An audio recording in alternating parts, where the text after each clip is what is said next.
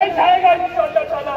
मैं गुज़ार हूँ आदि जनाब मौलाना सैयद कदरुल्लाह साहब के पास तो ये दुनियाए यक्त नहीं, दुनियाए इंसानियत में, दुनियाए मुस्लिम में और बल्कि मैंने मुस्लिम की तरफ कहा मतलब जहाँ जहाँ इंसानियत है वहाँ मौलाना कदरुल्लाह साहब के पास तस्वीरें और इनके पैगाम आ रहे हैं, जारी है और इंशाअल्लाह आवाज सुने मसले इमाम हुसैन का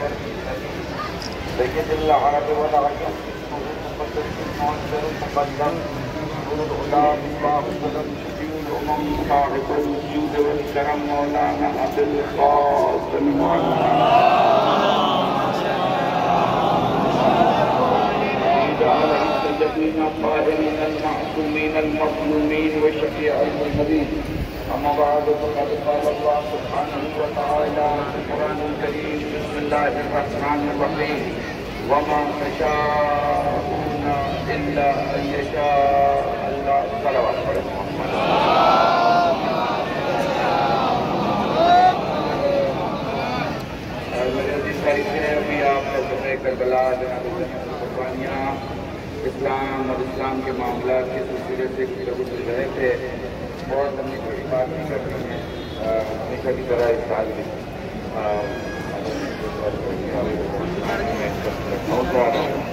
और वापस दोहराई आप सब मौलाना खाने में सबसे पहले ज़्यादा दैनिक एडमिनिस्ट्रेशन का के जमात दूसरा तमाम मोमिन का तादाद से ये साथ दिलाया कि ये प्रोग्राम सिर्फ दिल्ली का बड़ा प्रोग्राम नहीं है, हिंदुस्तान का बड़ा प्रोग्राम है, मुल्क का बड़ा प्रोग्राम है, एक इकलौता प्रोग्राम है जिसे पार्लियामेंट से गुजरने की इजाज़त है। इसको आप इसकी अहमियत आप समझेंगे कि हर मजमे पे धारा लगती है लेकिन सिर्फ एक हैदरी नारा है जिस पे 144 की धारा नहीं लगती है। आप सलामत रहना, सलामत रहना, इस तरह आवाज है।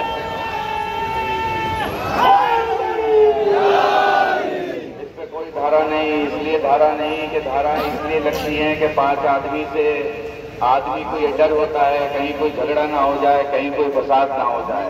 भाई हम 5 हो या 5 लाख फसाद इसलिए नहीं बर्पा कर सकते, झगड़ा इसलिए नहीं कर सकते कि इस्लाम पे सबसे बड़े आतंकवादी हमले की मुखालिफत कर रही तो हम रोड पे आए हुए हैं, हम यही तो आवाज उठाने आए हुए हैं। तो इस वक्त जो 1-2 बातें हैं वो कह के मैं 2-4 खास बातें आपको आपके अज़ान आलिया के हवाले करके आप जानते हैं जो मजलिस का अंदाज होता है वो अलग होता है, जो तकरीर का होता है वो अलग होता है, वक्त कम होता है, कम वक्त में बातें ज़्यादा पहुँचानी होती हैं। माशाल्लाह से मैं देख रहा हूँ ये सारे कैमरे दुनिया के सारे कोनों में आपकी तस्वीर भी, आपकी आवाज़ भी, आपकी एहतजाज भी, आपका इनकलाब भी, हुसैनियत साहब का प्यार भी, ये सारा जोश पहुँचाएंगे इंशाल्लाह। देखिए इस वक्त जो आप ताज़ी के पीछे चल रहे हैं तो उसमें खास तौर से ध्यान रखिएगा टाइमिंग का, यानी जो अंजुमन है वो ताजिया से वाबस्ता रहे। ऐसा ना हो कि अंजुमन के नोहा पढ़ने वाले एक के बदले 3 नोहे में लग जाएं, ताजिया को इंतजार करना पड़े और फिर जो टाइमिंग दी गई है पुलिस की तरफ से वो लैप्स हो जाए, वो नहीं होना चाहिए। ध्यान रखिएगा, कोशिश कीजिएगा जो लोग ताज़ी के साथ चल रहे हैं उनसे मालूम कीजिएगा कि आपको कहाँ से कहाँ क्रॉस होने के लिए टाइम दिया गया है। दिल्ली कैपिटल है, दिल्ली गाँव नहीं है, दिल्ली मुजफ्फरनगर नहीं है, दिल्ली मेरठ नहीं है, महुआ नहीं है, बम्बई नहीं है, कलाजा भावनगर नहीं है, समझ रहे हैं, लखनऊ नहीं है, जौनपुर कानपुर नहीं है, दिल्ली है। यहाँ से हजारों वीआईपी गुजरते हैं, हजारों रास्ते रोके जाते हैं, हजारों को रोका जाता है। आपकी कोशिश ये होनी चाहिए कि आपकी वजह से किसी का कोई जायज काम न रुके, इसलिए कि हुसैन और हुसैनियत रुकते काम को आगे बढ़ाती है, बढ़ते काम को रोकती नहीं है। महसूस कर पा रहे हैं तो इसमें सलामत रहें। साथ साथ मिलके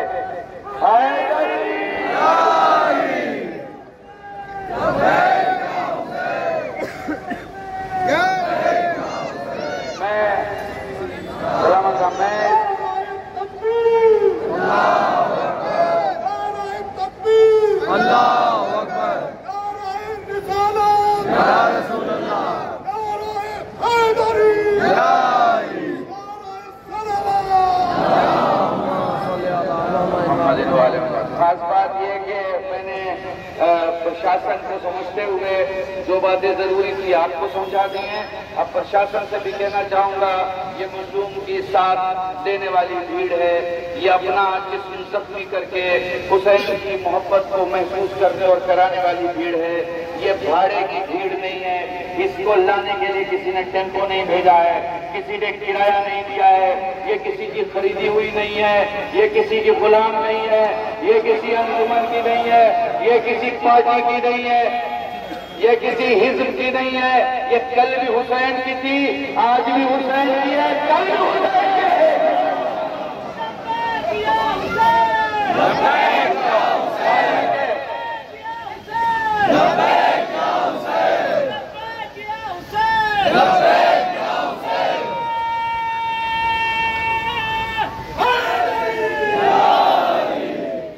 कोशिश करूंगा, जैसे कि पुलिस प्रशासन से मैं कहना चाह रहा हूं, जिस तरह से हमारी कौम के जवान ताजी के साथ आपकी टाइमिंग को परफेक्टली मैच करने की कोशिश करेंगे, लेकिन हम इंसान हैं, जरूरी नहीं कि हम बिल्कुल हवाई जहाज की तरह मिनट टू मिनट परफेक्ट हो।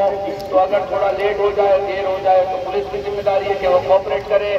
हमारा मुल्क हिंदुस्तान है और हिंदुस्तान की खूबसूरती है कि सऊदीया में आजादारी बंद है, दुबई में आजादारी बंद है, उन सारे मुल्कों में आजादारी बंद है जिनमें वो लोग मौजूद हैं जो यजीद के मानने वाले हैं। समझ लो क्या कह रहा हूँ, तुम पे खुदा का एहसान है कि तुम्हें भारतीय पैदा किया, हिंदुस्तानी पैदा किया, मौलाई पैदा किया, और तुम्हें तो हक बनता है दुनिया के तमाम मुल्कों से और मुल्कों के सरदारों से कहो कि तुम्हें सीने पे हाथ मारने से अगर तुम्हारी हुकूमत रोकती है तो हमारे भारत में चले जाओ, हम तुम्हारा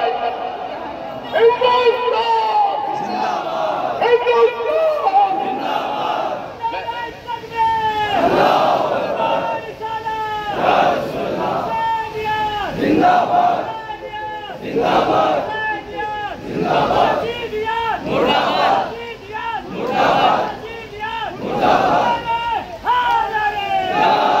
बस आखिरी बात, और तकरीर खत्म, जो कि तकरीर यहाँ से शुरू हो रही है लेकिन एक ही जुमले में सब कुछ खत्म हो जाएगा।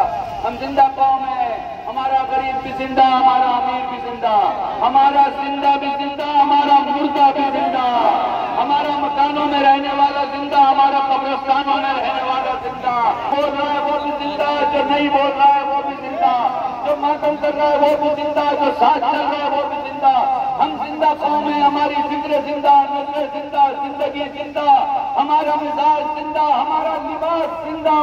लोग हैं, हम मरे हुए लोग नहीं, हमें सब कुछ दिखाई देता है। जुल्म अगर सामने हो हम उसके खिलाफ हैं, बिहार में हो उसके खिलाफ है, कश्मीर में हो उसके खिलाफ है, गोरे के साथ हो उसके खिलाफ है, काले के साथ हो उसके खिलाफ है, अपनों के साथ हो उसके खिलाफ है, गैरों के साथ हो उसके खिलाफ है। हमें बताया गया है कि जिंदगी दो कामों के बीच गुजारी जा सकती है, या तुम जिंदगी ख्वाहिश के लिए गुजार लो या मकसद के लिए गुजार लो। ख्वाहिश के लिए गुजारोगे तो भी मरना है, मकसद के लिए गुजारोगे तो भी मरना है। ख्वाहिश के लिए गुजारोगे तो मर जाओगे, मकसद के लिए गुजारोगे तो लोग तुम्हें जिंदा रखेंगे। अब अगर तुम्हें समझना है दोनों में फर्क क्या है तो सुनो। 57 मुल्क के मुसलमान राजा अपने कानों में रूल ठूस और आंखों में पट्टी बांध बैठ गए, नहीं दिखाई दे रहा था फिलिस्तीन में क्या हो रहा है, मगर एक हम नहीं जो जिंदा था।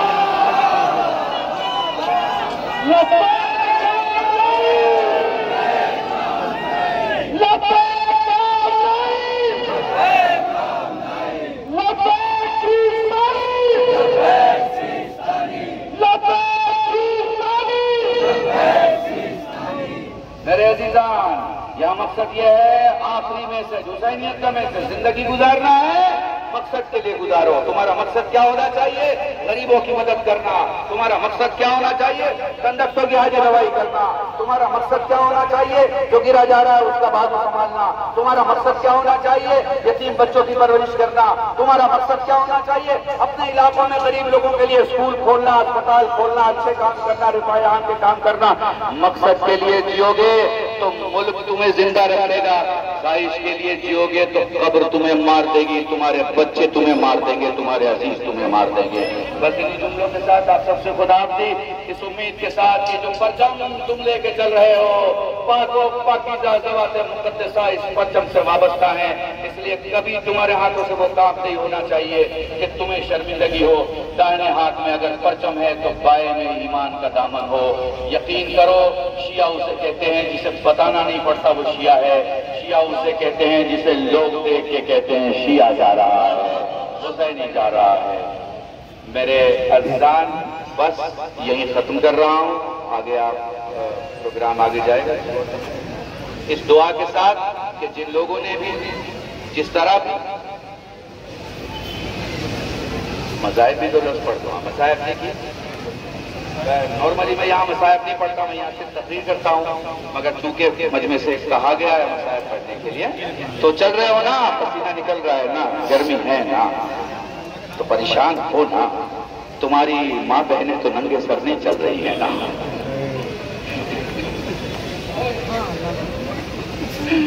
तुम्हें वो परेशानियां तो नहीं है ना। ऐसा तो नहीं है ना कि 4 साल की कोई बच्ची चल के ये कह रही हो कि जितने ताजियाने मेरे भाई सज्जाद को मारे गए उतने ही तमाचे मुझे मारे। मैं तुम्हें क्या बताऊं, क्या मसाइब पढ़ना।